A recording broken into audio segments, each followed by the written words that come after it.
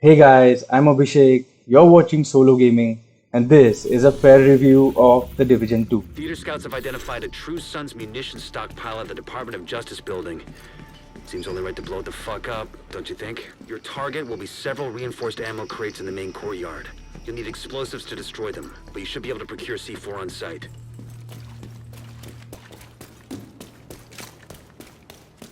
So, the game is not just 20 hours long, it's as many hours long as you want it to be. Get in there and do But what I meant was that it stops being fun after the first 20 hours.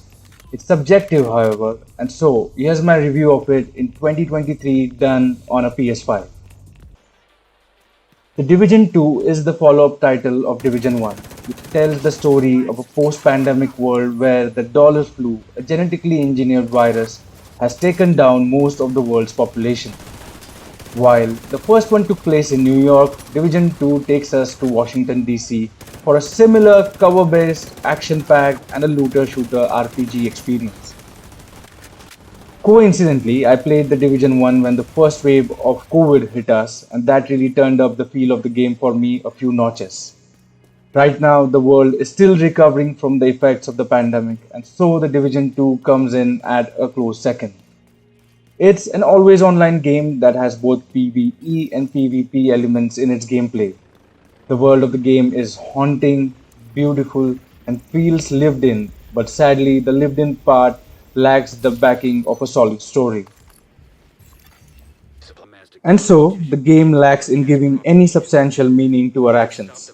May it be hostage situations or reclaiming territory from one of the guerrilla factions in the game.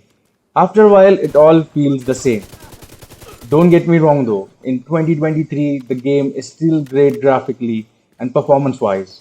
In the first 15-20 hours, the game is addictive, engaging, extremely fun to play. Especially if you play it multiplayer with a friend. With its intense electronic, thumping background music, the moment to moment gameplay also becomes extremely engaging and fun. At that point, you will feel that the game could have been so much more if just a few more things were done right by Ubisoft.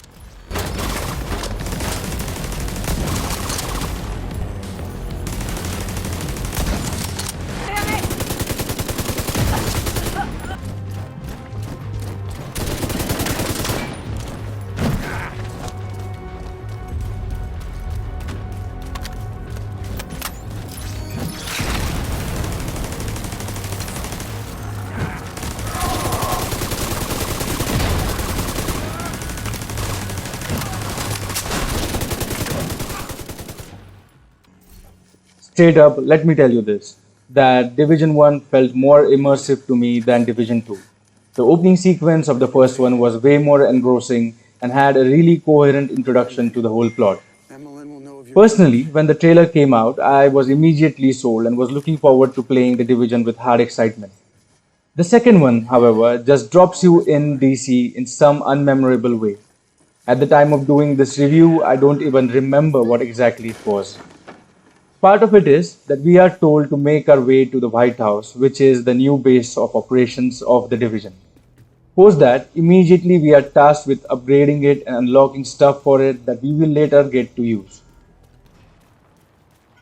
All interesting, and it's nicely woven into the overall story of the game, but I still can't get over the fact that our character merely stares blankly at the NPCs in the cutscenes when they are clearly shouting some high intensity stuff at us.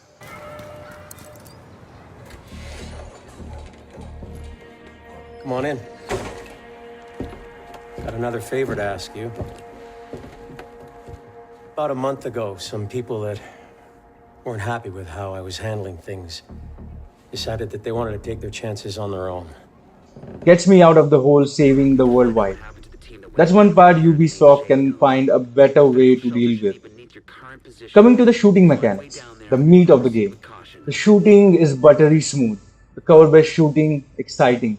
The gadgets we get to use are diverse and very handy in combat situations where we are surrounded by many enemies. These gadgets are equivalent to the spirit ashes in Elden Ring that help you level the field.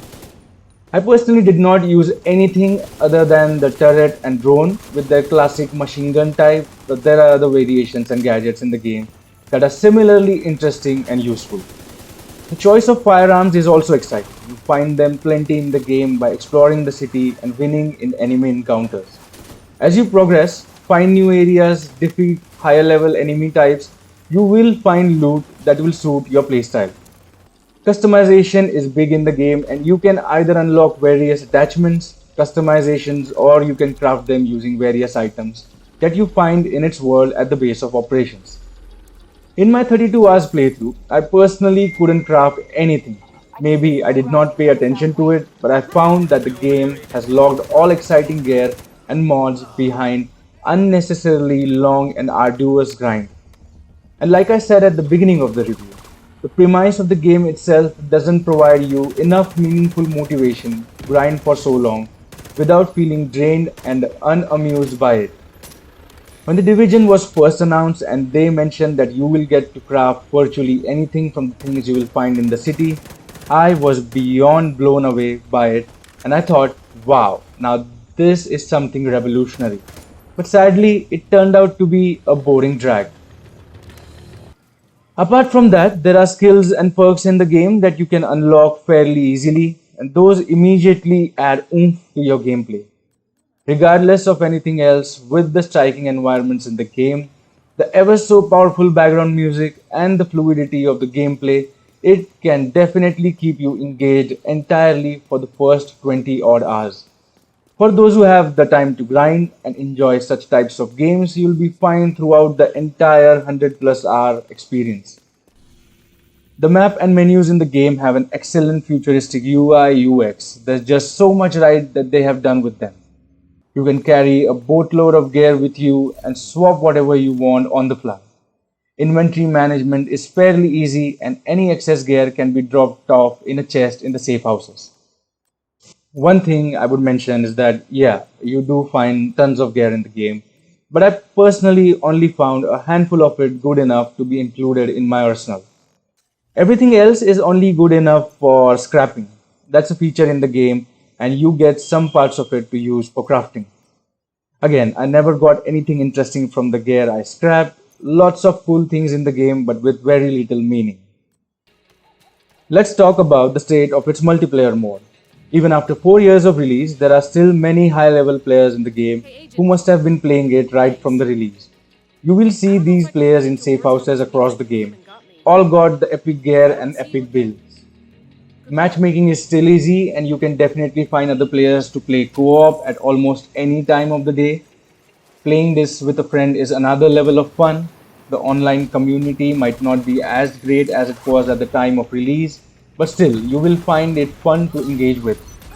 An equalizing feature in the multiplayer scales the level of the player who joins your squad and matches it with whoever is the host. A good feature to enjoy unrestricted multiplayer, I feel. When you get taken down, you can also send a backup signal to other players in the game, and whoever responds to it can enter your world and come revive you. From there, you can either continue playing together or just drop off from the co-op mode without any penalty. Again, like the summoning signs in Elden Ring, you can matchmake with other players right before a main mission with the help of a holographic console that appears in front of you to help you clear the mission. So, in 2019, Ubisoft introduced a lot of interesting concepts but missed out on capturing some important details to make this a whole package. Speaking of exploration, the game is beautiful. Still looks great, on PS5 even better. The load times between fast travel points are merely 3 to 5 seconds. By the time a friend of mine joined me on a mission from his PS4, I was already in battle. Oh yeah, you can co-op between these two consoles. So, as I said before, the environments are amazing. You get to see many iconic monuments recreated in the game in an amazing detail. The foliage and lighting are all too gorgeous. From daytime to night, the game transforms into a completely different mood. The music of the game has been a highlight for me, and so I will keep mentioning it.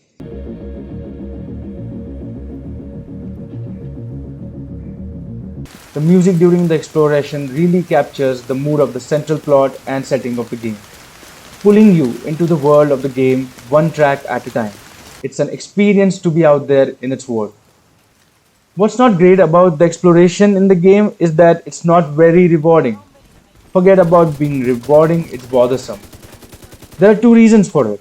First of all, you have to go everywhere on foot, even though there are tons of abandoned vehicles on the road. It would have been an amazing addition if we could have built a vehicle for us from the scrap and turned it into a Division Batmobile. Take notes, UB. Next, every time you want to go from point A to B, you constantly run into enemy patrols, face offs, and ambushes. Twice or thrice every hour would have been close to realistic, but this is plain time wasting. Also, you never find any interesting NPCs in the game.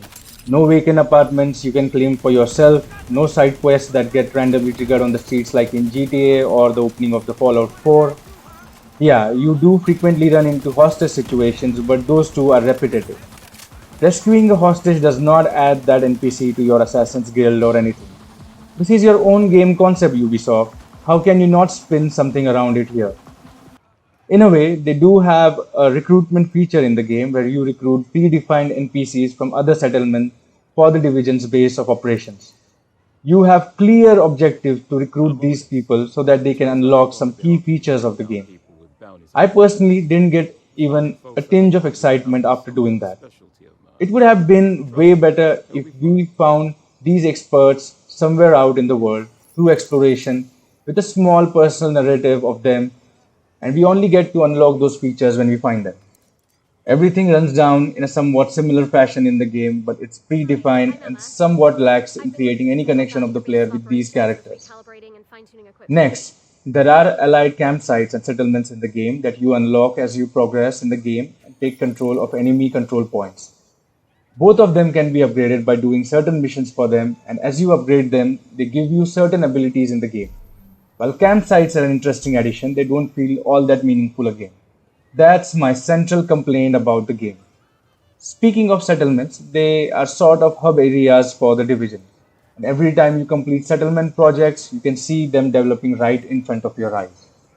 Their development is meant to symbolize the return to normalcy one step at a time by your actions in the game. It's somewhat satisfying to see, but still not many reasons to connect with it on a deeper level. Now coming to the Dark Zone, the famous PvP area in the game. I personally shouldn't comment a lot on it because in all honesty, I've not played close to anything in that zone. My few excursions in it felt thrilling from the moment I stepped into it. I probably also encountered a PvE versus PvP scenario in the Dark Zone, which really turned up the aliveness of the game a lot. Suddenly, everything felt alive and the thrill was commendable. In the Division 2's heydays, the Dark Zone must have been an exciting place, I assume. Nowadays, I'm not sure how many players still frequent it. Higher level, tougher enemies roam these grounds and better gear is scattered throughout it. I found the tougher enemies, but not the gear. One complaint I heard a lot online was that the enemies in this game are bullet sponges, and that is true, but it isn't necessarily a drawback. In a RPG, the enemies are meant to be taken on a higher level, so they need to come with a health bar of their own that takes time to drain fully. While there are different factions in the game that act differently and have different attacks, the overall experience of combat with them becomes repetitive after a while. The boss encounters as well are not that thrilling, and I believe rarely someone will find any of the bosses memorable. Just the first main boss of Elden Ring, Margit, is already a memorable encounter. I would have loved to have story-driven boss encounters in the game even before having the one-on-one final showdown with them.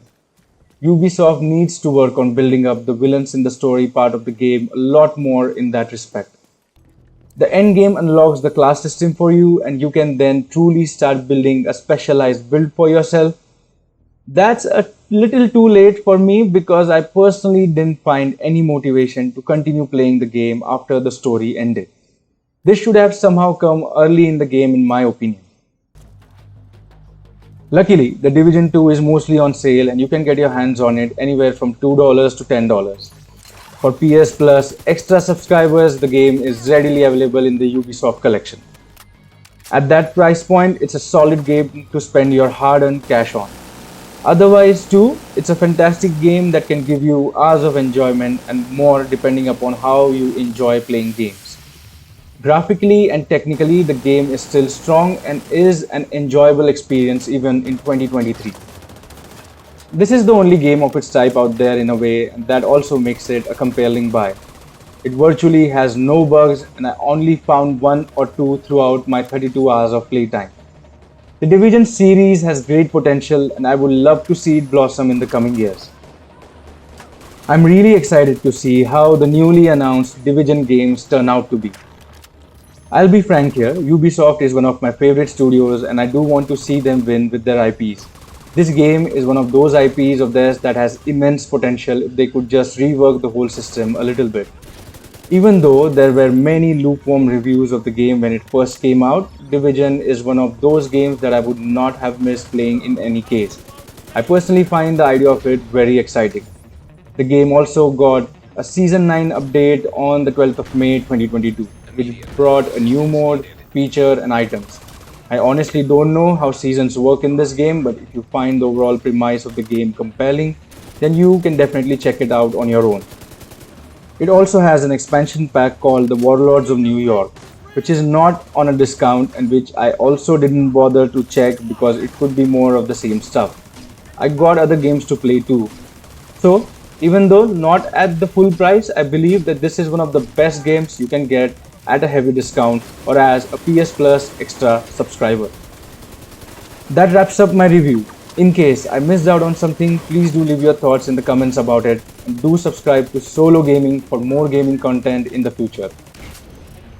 I've been doing a whole series of Elden Ring as well. If you love that game and are interested in checking out my content about it, then also pay a visit to those videos. Thank you for watching this video. I'll see you in another review or another gaming video. Bye.